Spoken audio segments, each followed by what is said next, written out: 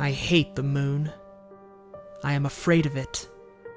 For when it shines on certain scenes familiar and loved, it sometimes makes them unfamiliar and hideous. It was in the spectral summer when the moon shone down on the old garden where I wandered. The spectral summer of narcotic flowers and humid seas of foliage that bring wild and many-colored dreams. And as I walked by the shallow crystal stream, I saw unwanted ripples tipped with yellow light, as if those placid waters were drawn on in resistless currents to strange oceans that are not in the world. Silent and sparkling, bright and baleful, those moon-cursed waters hurried I knew not whither, whilst from the embowered banks white lotus blossoms fluttered one by one in the opiate night wind, and dropped despairingly into the stream, swirling away horribly under the arched carven bridge, and staring back with the sinister resignation of calm, dead faces. And as I ran along the shore, crushing sleeping flowers with heedless feet, and maddened ever by the fear of unknown things and the lore of the dead faces, I saw that the garden had no end under that moon. For where by day the walls were, there stretched now only new vistas of trees and paths, flowers and shrubs, stone idols and pagodas, and the bending of the yellow-litten stream past grassy banks and under grotesque bridges of marble. And the lips of the dead lotus faces whispered sadly and bade me follow. Nor did I cease my steps till the stream became a river, and joined amidst marshes of swaying reeds and beaches of gleaming sand, the shore of a vast and nameless sea. Upon that sea the hateful moon shone, and over its unvocal waves weird perfumes breeded. And as I saw therein the lotus faces vanish, I longed for nets, that I might capture them, and learn from them the secrets which the moon had brought upon that night. But when the moon went over to the west, and the still tide ebbed from the sullen shore,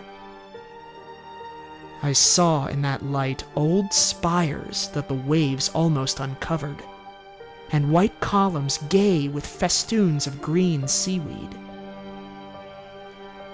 And knowing that to this place all the dead had come, I trembled, and did not wish again to speak with the lotus faces.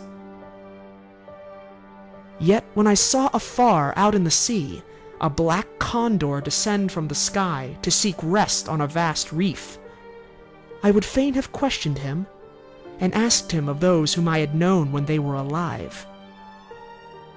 This I would have asked him, had he not been so far away. But he was very far, and could not be seen at all when he drew nigh that gigantic reef. So I watched the tide go out under that sinking moon, and saw gleaming the spires, the towers, and the roofs of that dead, dripping city. And as I watched, my nostrils tried to close against the perfume-conquering stench of the world's dead. For truly, in this unplaced and forgotten spot had all the flesh of the churchyards gathered, for puffy sea worms to gnaw and glut upon. Over these horrors the evil moon now hung very low, but the puffy sea worms need no moon to feed by. And as I watched the ripples that told of the writhing of worms beneath, I felt a new chill from afar, out whither the condor had flown, as if my flesh had caught a horror before my eyes had seen it. Nor had my flesh trembled without cause, for when I raised my eyes, I saw that the waters had ebbed very low, showing much of the vast reef whose rim I had seen before. And when I saw that the reef was but the black basalt crown of a shocking icon whose monstrous forehead now shone in the dim moonlight, and whose vile hooves must paw the hellish ooze miles below, I shrieked and shrieked, lest the hidden face rise above the waters, and lest the hidden eyes look at me after the slinking away of that leering and treacherous yellow moon.